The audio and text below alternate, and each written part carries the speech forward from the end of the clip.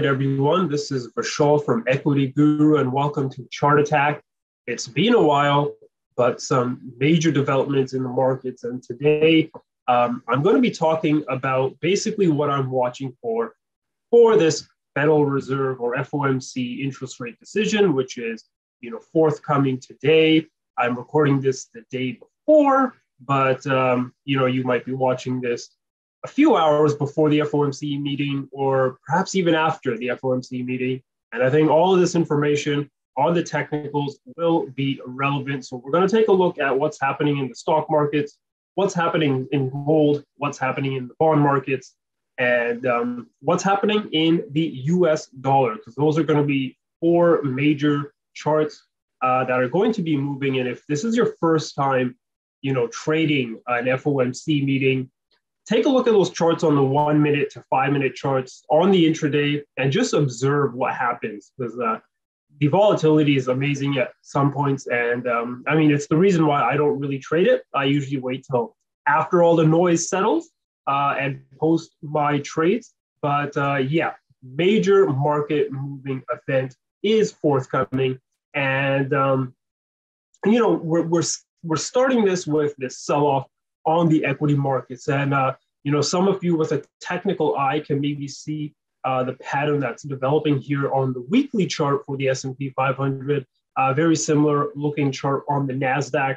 And if you've been reading, my work, the Russell 2000 or the small caps is the index of interest for me, because this tends to lead the major indices. But for all that information, just because we have a limited amount of time here, go back and read my article here on Equity Guru about the stock market sell-off explained, where basically I talk about the Fed has two options here. They're either going to try to tame inflation, or they have to keep assets propped. They cannot do both. And, we're going to find out what they're going to do. And the market is beginning to realize that this inflation is not so much transitory or temporary, but maybe a bit more permanent, meaning the Fed will have to raise rates a bit more than what most people have been talking about in order to tame that inflation, which the last print was at 8.5%. And this is coming off, when Q1 GDP showed the US economy shrinking by 1.4% rather than growing by the expected 1%. So, quarter two, if that's negative, we are basically in a recession, right? Because that's two quarterly shrinking on the GDP. And at that point, the Fed might have to start cutting interest rates or reversing policy to combat, a recession. And a lot of analysts are saying the Fed has to tread very, very carefully here, because, the consumer and the middle class is getting hit on both sides, right? The rising inflation and also rising interest rates, which is forcing, I guess, some consumers to become savers rather than spenders, which in a way slows the economy down and builds up on that recession. So, this tightrope that the Fed has to walk, and it goes back again. Does the Fed want to tame inflation, or do they want to keep assets propped? Not really. You don't really want to be in Jerome Powell's shoes right now. He isn't definitely a bit of a pickle, but let's see how they come out of this. And of course, you sort of know what the contrarians are thinking, that maybe the Fed will have to somehow find a way to go back to easy money. And, a recession is obviously that way to do it. But on the other side, some people are saying the Fed is going to be hiking rates multiple times in order to have enough rates to cut in order to combat a recession, which is usually around 200 to 300 basis points. So, so much is happening with the world markets and the central banks, not just in the US, but around the world. And here we go. Another article I wrote out this week is the Federal Reserve about to crash the stock markets. And these charts are what I'm going to be talking about. As I mentioned to you earlier on, that there is a very important technical reversal pattern called the head and shoulders pattern, which we haven't seen on the weekly charts for the S&P since 2007. And I think you guys remember what happened in 2007. And we actually did trigger a breakdown below it on Friday. And as you can see, this is the current weekly candle. It's only Tuesday, so we still have 3 more days of trading left to go. But, we are now technically retesting the breakdown zone.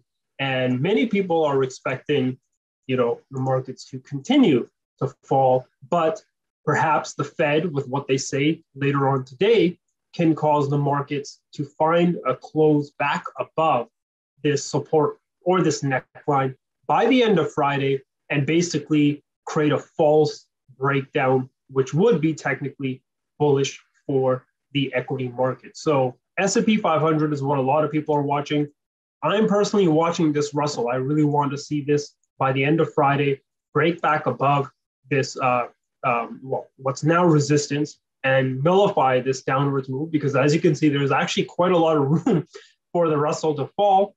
And as I said, it leads the major indices, which would mean that major indices also have quite the room to fall here as well. So, the Fed has to, technically they're not supposed to care about the markets, but some people say that the Fed maybe does take its signals from the equity markets, especially when they're coming down a lot like this. And, you have to factor in things like pension funds and in stocks and a whole bunch of other stuff. It gets really, really messy. But as of now, the Fed is expected to be hiking rates by 50 basis points later on today. And really now it's about that forward guidance, right? What is Powell going to say? Not necessarily, not really the statement, but what he's going to say in his press conference, when he's answering questions and all such. Because is he going to mention this whole idea of the Q1 GDP slowdown?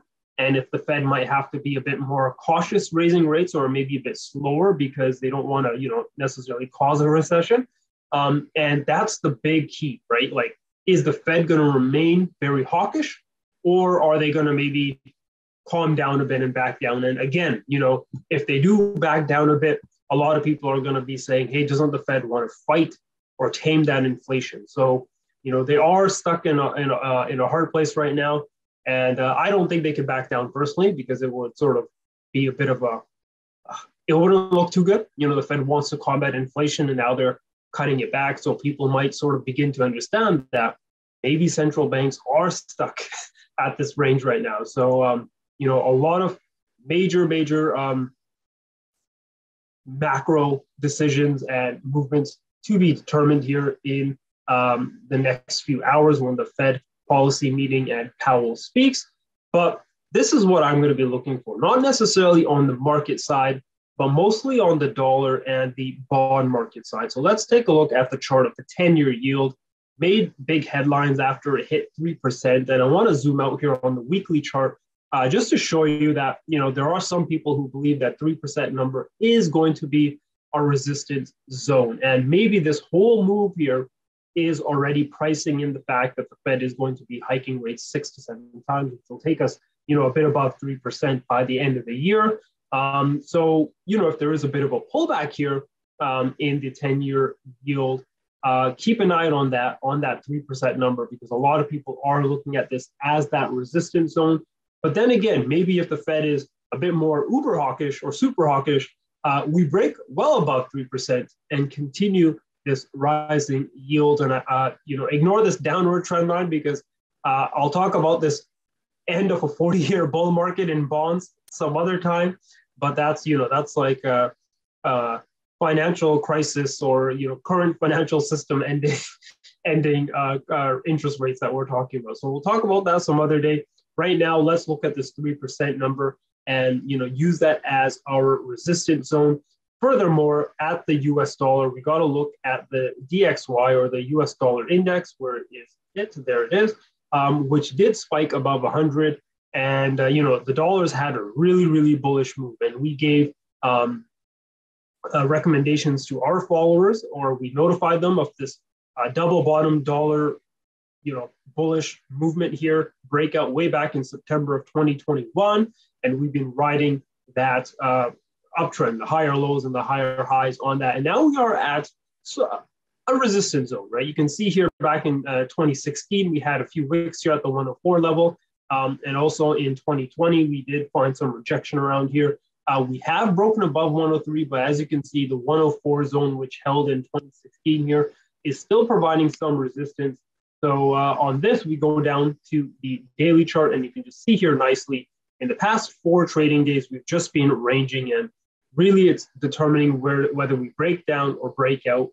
A lot of what the Fed has to say is going to determine this, right? How bullish or hawkish are they going to be, or if they're going to be dovish and the dollar is going to sell off from here. Or perhaps, again, all of this is already priced in. And, if the Fed maintains the same sort of hawkish tune, we get that breakdown and the dollar begins to pull back a little bit. Or if the Fed sort of surprises us with this whole idea of, hey, we have to raise rates quicker, the dollar could break out. And I think it should be important to note the whole idea of the $95 billion balance sheet, right? The Fed is talking about how they want to sell off $95 billion per month of their balance sheet. And we're supposed to find out at this meeting what the Fed's decision is, or, well, what they're thinking about doing, right, with that balance sheet. Maybe they're not going to start selling it off right away, but they might give us a timeline or their thinking process of when they want to start selling that off. So I think that's going to be quite crucial, not just for the dollar, but actually more for the bond markets, right? Because if they do sell off the treasury bonds that they're holding in that balance sheet, then yields should technically spike, right? When you sell bonds, yields move up. So a lot of people will be watching that. And finally, let's just end off here with gold. Again, major support here that I've marked down. And you can read this actually in an article I posted yesterday about gold potentially bottoming here just before the FOMC. But we've been watching this 1840 to 1850 zone on gold. But really that breakout zone is 1920. You can climb above 1920. That's when I turn positive on gold once again. But I do find it super interesting that gold is at support while the dollar and the 10-year yield are technically at resistance levels. And usually when the dollar drops and when yields drop, gold moves higher because gold doesn't really do well in a higher, because gold yields nothing, so it doesn't really do well in a high yield environment. And of course, there's that whole idea of gold being the anti-dollar with that, negative correlation. So there might be this situation, where the market or the market sells off after what the Fed says on the dollar and on the bonds, which might be positive for the markets and will be positive here for gold. So this is why I really love the technicals, because, when you see that we're at these major support and resistance levels, you can sort of determine what might happen or how the market might react to what the Fed says later on today. But again, it's going to be a very volatile market movement, right? And for new traders, I do recommend you just observe what happens. I've been following currency markets since 2014, and I learned it the hard ways of trading, interest rate decisions and NFP numbers. And now what I do is when there's a big central bank decision, I just sit with my powder dry and I wait for the market to determine or calm down, right? There's going to be a lot of noise, and I wait for the market just to determine what it wants to do. And then I start placing my trades the day after the Fed announcement. So it's going to be a big one. And I just wanted to show you guys where gold is, where the dollar is, where bonds are at, and where the markets are at, because they're all at very, very crucial support and resistance levels. And I know a lot of people are focusing specifically here on the stock markets, especially with that breakdown pattern. And if the Fed does really want to tame inflation, then yes, the stock markets will likely have to be dropped and will have to fall down a bit further. But pay attention to the dollar and pay attention to that 10-year yield, because I think they're very important given the macro implications of what's happening in the bond markets and with central banks. So a long one for me, but I think this one, we had to talk about all these charts here. And you're going to hear me talk about this more in the future, not just on Equity Guru, but I will record some more YouTube videos afterwards, post-Fed, and tell you what has happened. But these are the 4 charts that I am watching, and it's going to be a big one, folks. So I really want to hear what you guys have to say about the Federal Reserve. Do you think they're going to capitulate, or do you think they keep the hawkish tune and keep raising interest rates, or do you guys think that they are watching the stock markets here and they don't want to see stock markets fall, and they're going to be getting their signals from the market saying, hey, we might have to adopt a bit of a dovish tune here in order to keep these stock markets propped up? Let me know in the comments below. I really want to hear from you guys. Be sure to follow Equity Guru at all our social media links that are in the description box below. And I will catch you guys all in the next chart attack video.